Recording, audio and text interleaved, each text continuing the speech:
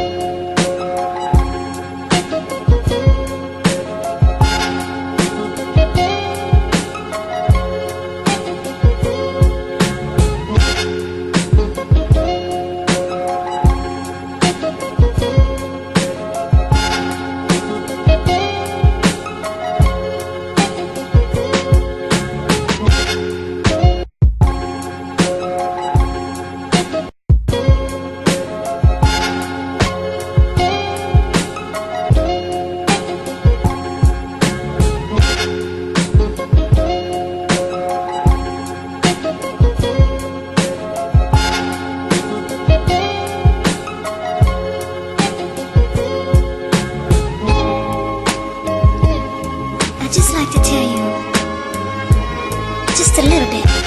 So, we got a little drawing here, what I was talking about earlier, about black holes and elementary particles.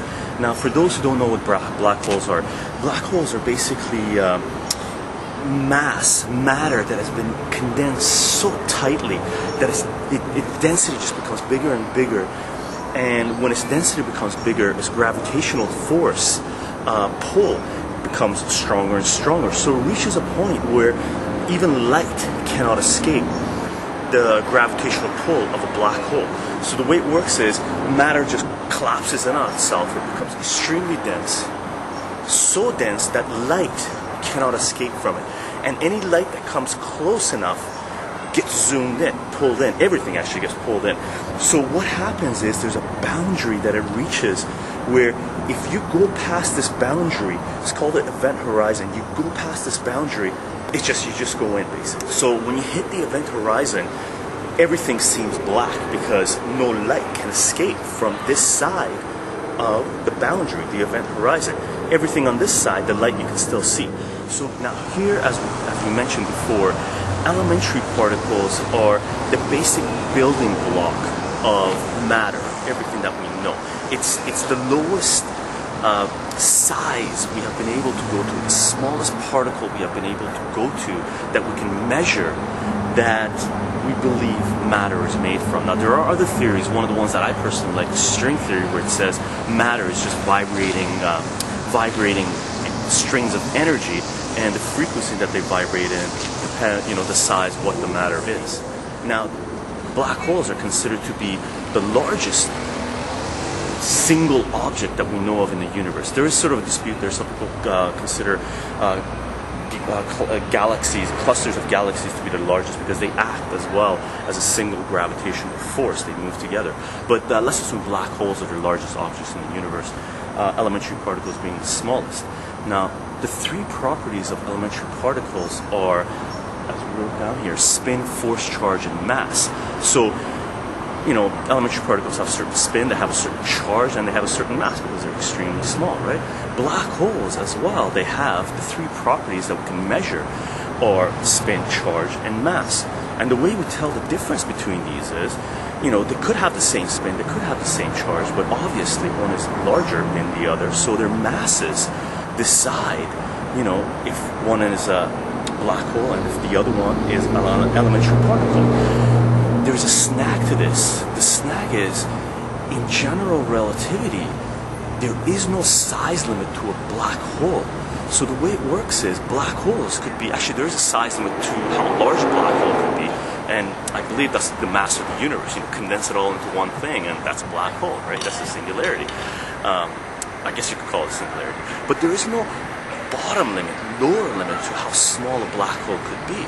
So if you take a black hole and shrink it down to the size of an elementary particle, all of a sudden when you're looking at the smallest part of the universe, which is basically quantum mechanics, where the laws of quantum mechanics apply. Over here, the laws of general relativity apply.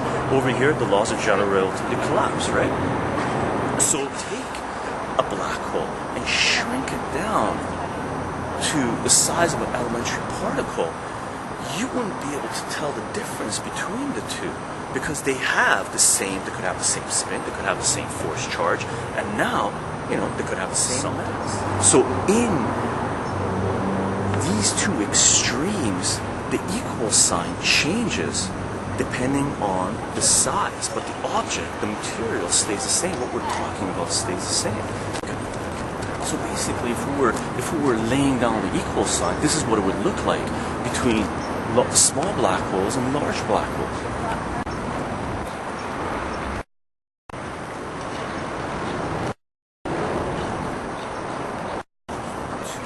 The two extremes of matter, the physical universe that we're talking about when we're talking about large black holes, small black holes, and elementary particles, the laws of quantum mechanics apply on this side. General relativity applies over here, but we haven't been able to, put the two together really. And that's where units comes in and the equal sign comes in. What is it exactly that we are talking about when we're talking about an object? It all depends on what the properties are of that object that we are talking about or that we're going to compare. Now, in mathematics, we always say, something is equal to something else. But as soon as you introduce Robert Anton Wilson's maybe logic, and that philosophy is just basically there are no absolutes in the world, or there are very few absolutes in the world. What he was trying to do was remove the word is from his vocabulary and basically say things like maybe, could be, right? Or in my perspective, this is the way things look. And that's where elementary particles and black holes, sort of the idea comes together, where between large black holes and small black holes, the only difference between them is their masses. And between a small black hole and an elementary particle, we don't know what the difference is because we can't measure the difference, so we don't know what we're looking at. So an elementary particle could be equal to a black hole, or a black hole may be equal to an elementary, and maybe black holes happen to be the building block of everything that we know, right? So right now, in science and physics and our understanding of the universe, we're at a sort of a crossroads where, we know certain things don't make sense. I guess that's the way it's been throughout history, but right now it just seems to be, coming to heads, where a lot of things don't make sense, or we're trying to make sense of them, and a lot of things are falling into place, right? So that's where we want to go with this, and mathematics is the language we've come up with to talk about all of this. I hope this made sense. I hope I didn't blab on too much. I just wanted this to be a sort of a teaser for zero and infinity, and just get the idea across again to start looking at the equal sign in a different light, where when they start saying something is equal to something else, always keep in mind that there are properties associated with these things that we're talking about, right? There are assumptions here that we're only talking about certain properties of these things that we're comparing. And if based on these specific properties, then yes, this is equal to this. If we're talking about it in general, this may be equal to something over here or multiple things over here.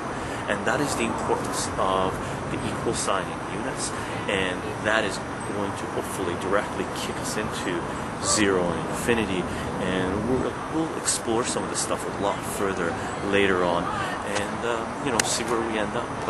And thank you to Robert Anton Wilson. God bless you because of your maybe logic. We'll talk later. Bye-bye. We can't make meaningful statements about one reality. All we can do is talk about comparative realities as perceived by different instruments, which includes the instrument that reads all the instruments, which is the human nervous system. Not the brain, the whole nervous system.